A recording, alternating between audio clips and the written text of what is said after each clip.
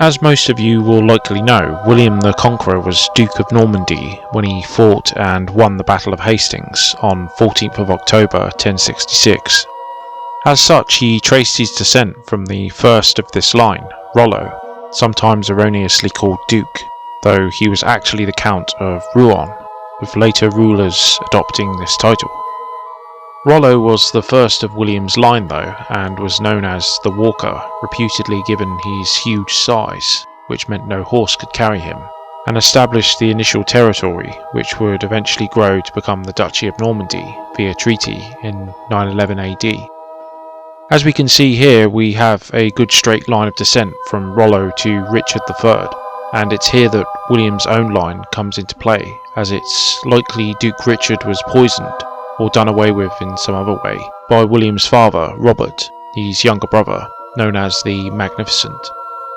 Robert rebelled against Richard's authority in 1027, around about the time of William's birth, and though managing to make Robert submit, Richard soon died afterwards, making his younger brother Duke. Robert actually had no legitimate children, hence William's cognomen the Bastard, given he was sired through Robert's relationship with Herleva, a daughter not of a tanner, but of Fulbert, a burgess or household official at the Norman court. This was not as prestigious a pedigree as Robert's, but hardly peasant stock either. This fact about William's heritage is actually one of the great ironies of his life and later claim to England, given his own claim to Normandy was in dispute for much of his early life, let alone his wider claim to the Confessor's crown. William was forced to fight off several rebellions in the 1040s and before based around his bastardy, perhaps the deadliest being those of 1047 and 1057. In 1047, the 19-year-old Duke William defeated Guy of Burgundy at the Battle of Validun, an event detailed in another video on this channel. As a legitimate grandson of Duke Richard II, Guy had a strong claim and unsuccessfully challenged the steely young Duke. William himself later married a woman named Matilda of Flanders in the early 1050s. With her he sired his 3 notable sons, as well as other children, which we'll focus on soon. Firstly though, why did William think he had such a strong claim to the throne of England in 1066? Well, partly this was because he was so closely related to the incumbent king, Edward the Confessor. Edward the Confessor was a direct descendant of Alfred the Great and the native House of Wessex. He was the son of King Ethelred the Unready, and more importantly for William's claim, Emma, daughter of Duke Richard the Fearless, thus making her and Edward a cousin of William's. Emma reigned alongside Ethelred, even marrying his successor, the Danish King Canute, who she reigned with until 1035. The blood link through marriage, as well as Edward's supposed promise of the throne to William in around 1051 to 1052, as well as Earl Harold Godwinson's supposed oath to William in 1064, provided the basis for William's claim in 1066. So William was related to Edward, who was also culturally Norman, having lived in Normandy and northern France for nearly a quarter of a century, before becoming king in 1042. However, whatever the justifications and claims, William did win the battle and did become king, being crowned on Christmas Day of 1066. William thus ruled as king without no blood link to the native House of Wessex, though he was related to Edward through the latter's Norman mother. Yet though William himself was not related to the legitimate line, his descendants would be, including the current monarch of Great Britain. How is this? I'll focus on the historically relevant children. Firstly, Robert, nicknamed Curtos, or roughly Shorty Pants, by his father, was a rebellious and inept ruler, although he played a prominent role in the First Crusade, but would not succeed his father in England as king. He attempted to seize the crown, but was politically and militarily outshone by both his younger brothers, William and Henry. William, also known as Rufus, or the Red, was the second Norman king, and ruled around 13 years until his untimely death, which was probably murder, on August 2nd, 1100. William was actually chosen to succeed in England by his father, however Henry was not officially designated heir.